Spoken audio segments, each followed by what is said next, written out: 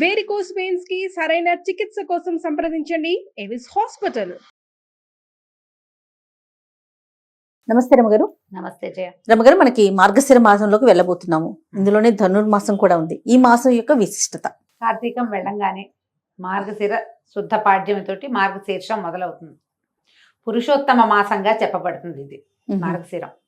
భగవంతుడైన శ్రీకృష్ణుడు భగవద్గీతలో చెప్పాడు, మాసానం మార్గశీర్షోహం అని. నేను మార్గశీర్షాన్ని మాసాలలో అత్యద్భుతమైన మాసం పురుషోత్తమ మాసం అని చెప్తారు. ఇది పురుషోత్తమ మాసంగా ఎందుకు చెప్పబడింది అని చెప్పుకోవాలి. మొదట దీంట్లో ఈ మొదటి రోజునే పోలిపాడ్యమితో పూజ చేసుకుంటాం మనం. అవును, పోలిపాడ్యం అంటే ఆ రోజున పోలాలు అమావాస్య, మన పోలమ్మ అనే అమ్మాయి స్వర్గారోహణ చెందటం, విష్ణు సాయుధ్యాన్ని పొందిన కథని చెప్తాం. తర్వాత ఒక వారం రోజులు, 6 రోజులు, 10 రోజులు కూడా గడిచాక 15-16 తారీఖుల్లో మనకి ధను సంక్రమణం చెందుతుంది. సాధారణంగా మనకి లెక్కలు, మన నెలలు ఎలా మారుతాయి? చంద్రకళలతోటి నెలలు మారుతాయి మనకి. చాంద్రమానం ప్రకారం సౌరమానం కూడా మనం చేస్తాం ఒకటి, కానీ ఆ సౌరమానం లెక్క ప్రతిరోజు ప్రతి నెల మనకు ఉండదు.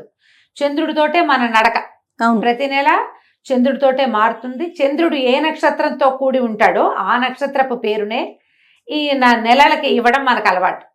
చిత్తా నక్షత్రంతో కలిసినప్పుడు చైత్రము, చైత్రం తర్వాత విశాఖ నక్షత్రంతో కలిసినప్పుడు వైశాఖము, జ్యేష్ఠతో కలిసినప్పుడు జ్యేష్ఠ మాసము.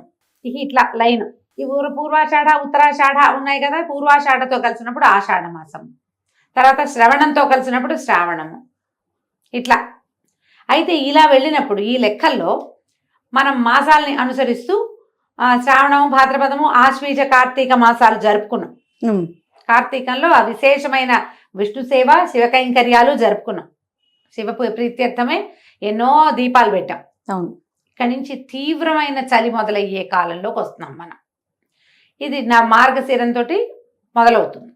అయితే ఈ మార్గశిరంలో ఒక 15 రోజులు గడిచాక ఇంచుమించు పౌర్ణమికి అటు ఇటుగా సూర్య సంక్రమణం చెందుతాడు. సూర్యుడు ఇప్పుడు చంద్రుడు ఏం చేస్తాడు? ఆయన కళలు పెరిగినప్పుడు తిథులు పెరిగి, కళలు తగ్గినప్పుడు మళ్ళీ తిథులు తగ్గి అదే పేర్లతోటి వస్తాయి. ఎట్లా? పాడ్యమి, విద్యా, తదియా, చవితి, పంచమి, షష్ఠి, సప్తమి, అష్టమి, నవమి, దశమి, ఏకాదశి, ద్వాదశి, త్రయోదశి, చతుర్దశి, పౌర్ణమి. మళ్ళీ అక్కడి నుంచి పాడ్యమి, కృష్ణ పాడ్యమి అనమాట. శుక్లమాస పక్షము, కృష్ణపక్షం. అయితే ఈ నడకలోనే సూర్యచంద్రులు, భూమి ముగ్గురు నడుస్తారు కదా. ఈ నడకలో సూర్యుడి నడక ఇంకొకటి ఉన్నది. సూర్యుడు ఎట్లా నడుస్తాడు? ఈయన చంద్రుడేమో తిథులు మారుతూ ఉంటాడు, ఈయనేమో రాసుల్లోకి మారుతాడు.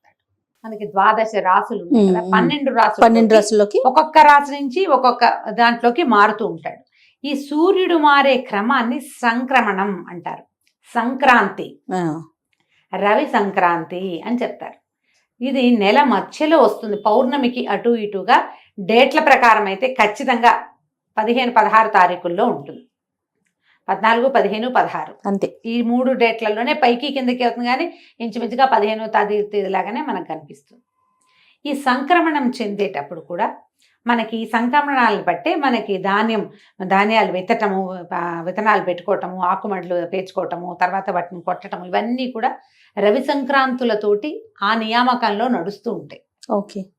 ఈ సంక్రమణం, ప్రతి సంక్రమణము చాలా విశేషమైంది. తులా సంక్రమణంలో ఉన్నప్పుడు కార్తీకం నడుస్తుంది, ఇది నడుస్తూ ఉంటుంది. ఇంకో సంక్రమణం కూడా అయ్యాక ఇప్పుడు ధను సంక్రమణం అంటారు దీన్ని. ధనురాశిలోకి మారతాడు సూర్యుడు.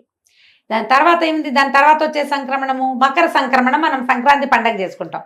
ప్రతి సంక్రాంతి, ప్రతి రవి సంక్రాంతి కూడా పర్వదినమే.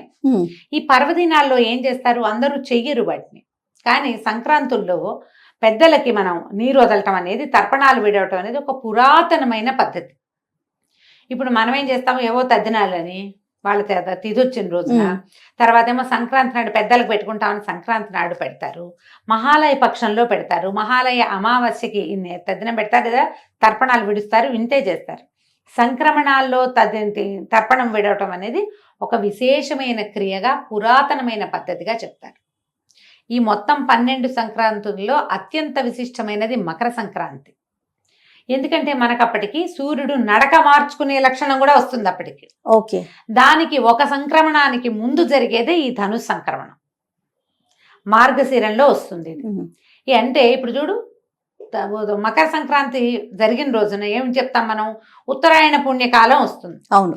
దేవతలు లేస్తారు, మెలకు వస్తుంది వాళ్ళకి. దేవతల మెలకుకి ఒక నెల రోజుల ముందంటే మన మెలకుకి ముందు ఏముంటుంది, తెల్లవారుజాము ఉంటుంది. అంతేగా, అంతేగా, మనకి ఉషోదయానికి ముందుండేది తెల్లవారుజామే. అంతే. ఇప్పుడు కూడా ఈ మకర సంక్రమణం దేవతల తెల్లవారైతే తెల్లవారు యొక్క జామ్ ఏది, దాని ముందు భాగం ఈ ధను సంక్రమణం. అందుకని ధను సంక్రమణాన్ని కూడా చాలా విశేషంగా జరుపుకునే పద్ధతి తెలుగునాట బాగా కనపడుతుంది. సౌత్ ఇండియాలో అంతా కూడా చేస్తారు, కనపడుతుంది బాగా. మనం ఈ ధను సంక్రమణం చెందగానే ఏం చేస్తాము, అందరూ చేసేది వాకిళ్లలో పీట ముగ్గులు వేయటం మొదలు పెడతారు, గీతల ముగ్గులు వేస్తారు. అవును. ఈ గీతల ముగ్గులు ఇప్పుడు ధను సంక్రమణానికి మొదలుపెట్టి నెలగంటు పెట్టడం, నెలపట్టు పట్టడం అని చెప్తారు. ఈ నెలపట్టు నెలగంటులో ఇంచుమించు శూన్యం, ఏమి ముహూర్తాలు ఉండవు, పూజా విధానమే ఉంటుంది. అందరూ చేసే ప్రాకృతికమైన పూజ ఏంటంటే వాకిళ్ళు ఉడిచి ముగ్గేసుకోవడం, తెల్లవారుసామని ముగ్గేసేయటం. అందరి వాకిళ్లలోనూ పేడకళ్ళాపులు, ముగ్గులు. ఇది నియమంగా కనబడుతుంది. తెలుగునాట గొబ్బిళ్ళు కనిపిస్తాయి. ఆవు పేడతోటి గొబ్బిళ్ళు చేసి తల్లి గొబ్బెమ్మ, పిల్ల గొబ్బెమ్మ, చుట్టూ తైవి, కృష్ణుడు, గోపికలు, గొబ్బెమ్మ గోపెమ్మ, చూడు ఎంత దగ్గరగా ఉందో. తల్లి పిల్ల చేసి దాని మీద చక్కగా ముగ్గేసి పసుపు బొట్టు పెట్టి బంతి పువ్వులు కానీ గుమ్మడి పువ్వులు కానీ గుచ్చి పొద్దున్నే అలంకారం చేస్తాం వాకిలికి. విష్ణు సంచారం కోసం చేయబడేది ఇది. అయితే ఈ 30 రోజులు మనకి 30 days పడుతుంది. ఈ సంక్రమణం నుంచి మకర సంక్రమణం దాకా 29 లేదా 30 రోజులు పడతాయి. ఈ 30 రోజులు కూడా అద్భుతమైన విష్ణువారాధన జరిగే కాలం ఇది. ఈ 30 రోజుల్లో మనకి శ్రీరంగంలోను ప్రతి విష్ణువాలయంలోనూ తిరుప్పావై సేవను జరుపుతారు. ధనుస్సుని, ఈ ధను సంక్రమణం ధనుస్సు లేదా మార్గళి అంటారు. ఈ మార్గళి సేవాకాలం జరుపుతారు. మామూలుగా మనకి తెల్లవారుజామున సేవాకాలం జరిపే ఇంకా ఏ కాలము లేదు. కార్తీకంలో మనం ఏం చేసాం, మనమే స్నానం చేసి దీపం పెట్టుకుని పూజ మెల్లిగా చేసుకోవచ్చు, తెల్లవారుజామునే చేయాలన్న నియమం లేదు. కానీ ఇప్పుడు మాత్రం విష్ణు పూజ తెల్లవారుజామునే చేస్తారు. ఈ విష్ణు చిత్తుల యొక్క కుమార్తె అయిన గోదాదేవి పాడిన 30 పాసురాలని రోజుకొక పాసురాన్ని పాడుతూ రంగనాథ స్వామికి మేల్కొల్పులు చెప్తూ, విష్ణుమూర్తికి మేల్కొల్పులు చెప్తూ ఆయన్ని లేవదీసి సకలోపచారాలు చేసి పూజిస్తారు. ఇది సార్వజనీనంగా అందరూ చేసుకునేది కాదు. సార్వజనీనమైనది ఏంటంటే వాకిలి శుభ్రంగా ఉంచి ముగ్గులేయటమే.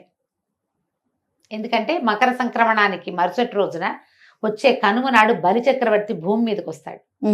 ఆయన స్వాగత సత్కారాల కోసం మొదటి మెట్టుగా నెల రోజుల ముందే మనం ఈ ముగ్గులు మొదలు పెడతాం.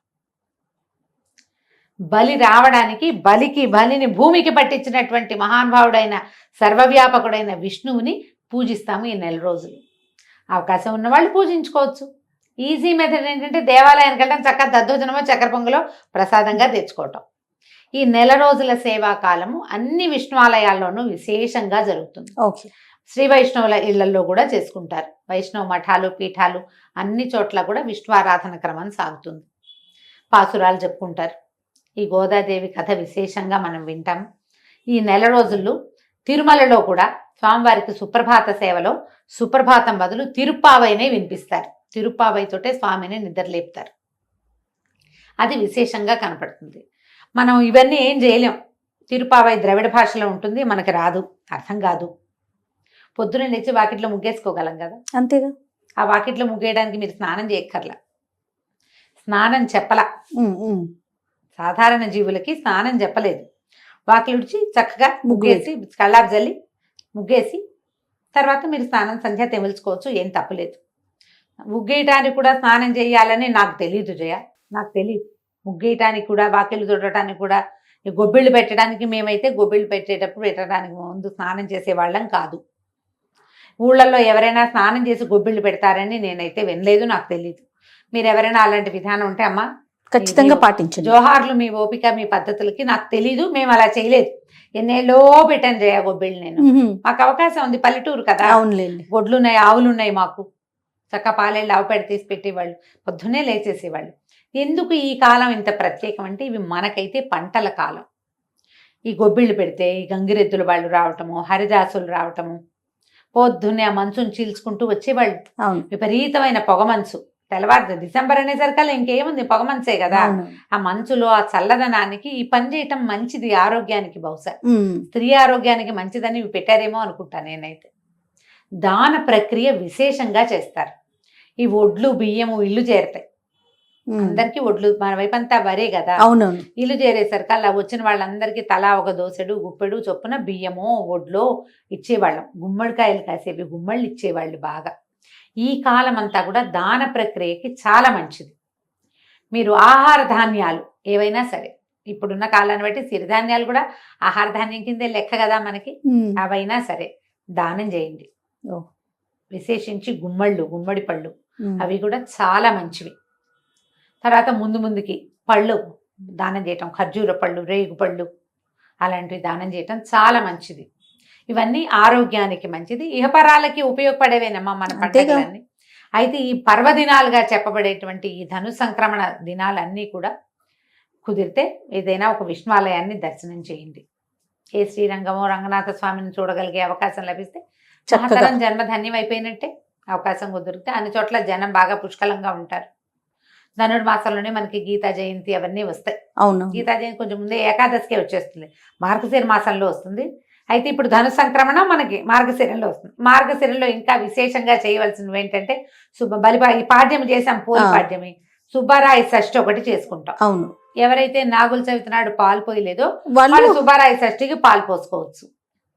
సంతానం లేని వాళ్ళు, సంతాన కోసం ప్రయత్నం చేస్తున్న వాళ్ళు కూడా ఈ సుబ్బరాయ షష్ఠి నాడు సుబ్రహ్మణ్యుడిని తలుచుకుని షష్ఠి పూజా విధానాన్ని ఏదైనా మొదలు పెట్టుకోవచ్చు. షష్ఠి నాడు ఎక్కడైనా మల్లి దేవసేన సమేత సుబ్రహ్మణ్యేశ్వర స్వామి ఉంటే వారిని దర్శనం చేసుకోండి. ఉమ్, సుబ్రహ్మణ్య అష్టకం చదువుకోండి. సుబ్రహ్మణ్య భుజంగ ప్రయాతం అని ఒక స్తోత్రం దొరుకుతుంది, అలాంటివి ఏమైనా చేసుకోవచ్చు. ఓకే. షష్ఠి తర్వాత ఇంకా ముందుకెళ్తే గీతా జయంతి వస్తుంది, ఉమ్, తర్వాత ధనుర్మాసం వస్తుంది. ఇలా మనం మార్గశిర మాసాన్ని ముందుకు తీసుకెళ్తాము. మీ అవకాశాన్ని బట్టి ఎంత చేయగలిగితే అంత చేసుకోవటమే. తప్పకుండా రమ్మగారు. నమస్తే. నమస్తే జయ.